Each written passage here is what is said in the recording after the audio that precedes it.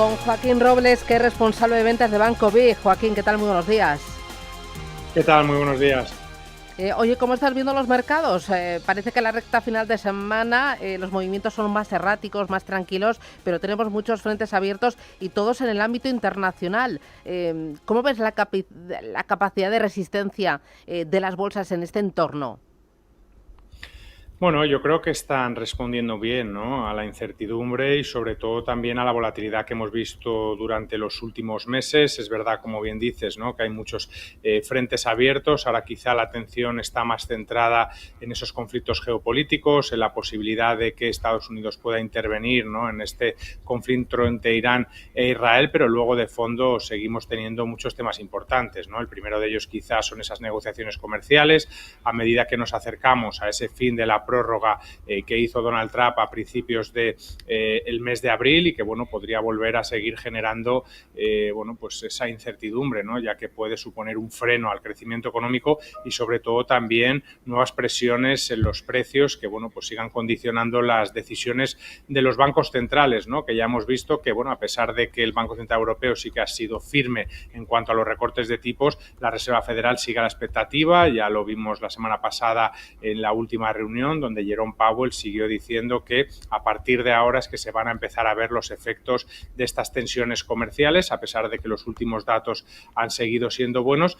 Y luego quizá mirando, ¿no?, un poquito ya más allá, a ver de cara al mes de julio esos resultados empresariales, que los del primer trimestre sí que fueron buenos porque quizá no descontaban ese impacto de las tensiones comerciales, pero en estos del segundo trimestre del año ya sí que podemos empezar a ver cómo algunas empresas han adoptado un enfoque mucho más defensivo. Oye, cuando dices un enfoque mucho más defensivo, ¿a qué te refieres? ¿Me lo puedes aterrizar? Bueno, yo creo que estamos viendo, ¿no?, en algunos sectores, sobre todo algunos también datos macro, cómo el consumo poco a poco se va ralentizando. Eso quiere decir, bueno, que primero los consumidores ya no empiezan a verlo todo tan claro. Este entorno de incertidumbre hace que vayan recogiéndose y no gastando tanto como lo estaban haciendo durante los últimos 2-3 años. Y las empresas igual, ¿no? Siguen viendo, bueno, pues un entorno poco claro, ¿no?, que lo que hace es, bueno, pues paralizar ciertas inversiones o planes de crecimiento, ¿no? De hecho, estamos viendo algunas empresas grandes como, bueno, pues siempre han destacado, ¿no?, por ese dinamismo, y algunas de ellas incluso se plantean, ¿no?, ir reduciendo personal y quedándose a la expectativa. En Estados Unidos quizás siguen viendo también como una amenaza ese entorno de tipos de interés tan alto a medida que el crecimiento se va ralentizando. Lo hemos visto incluso en el primer trimestre del año. Pero bueno, aún así, y con todo esto, también es verdad que la bolsa está respondiendo muy bien, ¿no? Los índices europeos suben cerca de un 20%, ¿no?, los principales como el DAX o también el IBEX 35 incluso, y luego en Estados Unidos, a pesar de todos estos vaivenes, estamos a un escaso 3-4% de máximos históricos, y también con los principales índices S&P 500, Nasdaq, ligeramente en positivo. Oye, antes del verano interesa hacer movimientos en las carteras, girar hacia un sesgo más defensivo, no sé, más monetarios y menos bolsa, ¿o no?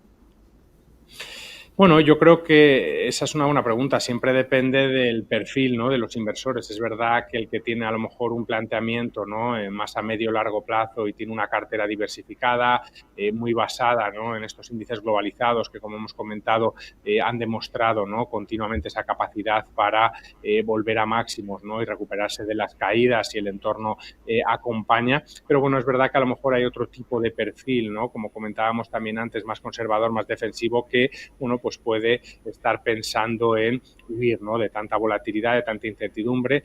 A pesar de lo bien que han respondido las bolsas, seguimos pensando que va a haber tarde o temprano algún nuevo episodio de volatilidad que puede llevar a las bolsas un 5, un 10% abajo, por lo que, bueno, para muchos inversores, ante este entorno, ¿no?, casi de máximos históricos en la mayor parte de los índices, no es mala idea, ¿no?, ir deshaciendo parte de la exposición a renta variable, trasladándola, como bien comentas, ¿no?, a fondos con un sesgo, ¿no?, más cortoplacista, a pesar de que la rentabilidad ahí va a estar limitada, pero bueno, pudiendo aprovechar, ¿no?, una hipotética caída, como comentábamos antes, de doble dígito, que se puede producir, ¿no?, en cualquier momento, porque como hemos comentado al principio, hay factores más que de sobra, ¿no?, para que los inversores vuelvan un poco a entrar en ese modo pánico de deshacer posiciones en el caso de que empiecen a ver cómo las perspectivas cambian.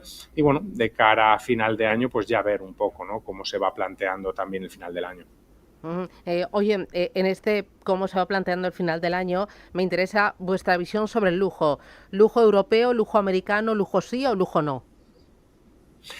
Bueno, el lujo puede empezar a ser una oportunidad de inversión para los clientes con un planteamiento más medioplacista. Es verdad que ahora mismo está en caída libre, pero es un sector que tradicionalmente, ¿no?, en momentos de volatilidad y también grandes crisis, pues ha manifestado, ¿no?, su buen comportamiento. Es verdad que desde el inicio de la pandemia, sobre todo justo después, empezó a dispararse y hemos visto incluso, ¿no?, como Louis Vuitton se convertía, ¿no?, en la empresa más valiosa aquí en Europa, llegando casi a alcanzar una capitalización de 1 billón de euros, y lo que hemos visto, ¿no?, durante los últimos meses es una caída libre. De hecho, bueno, pues como comentábamos, ¿no?, por ejemplo, Louis Vuitton desde máximos es casi un 50% lo que cae, Kering también cae, ¿no?, más de un 60%, y esto luego pues por el comportamiento, ¿no?, sobre todo este primer trimestre del año, donde las ventas han llegado a caer un 2-4%, y eso sin tener en cuenta el efecto del inicio de los aranceles, por lo que este trimestre podría ser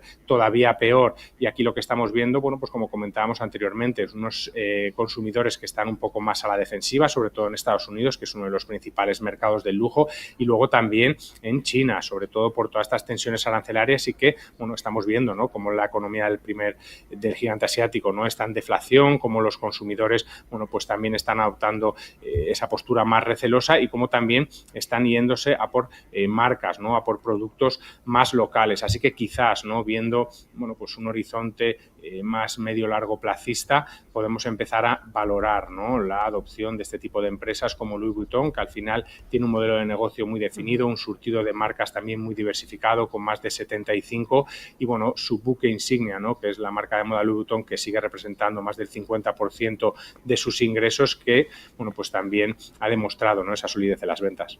Muy bien, pues Joaquín Robles desde Banco B, gracias por ese análisis. Situamos ahí al lujo en el radar y lo tendremos para lo que queda de año. Cuídate mucho, buen fin de semana, hasta pronto. Igualmente, Adiós. muchas gracias. Chao, chao, adiós.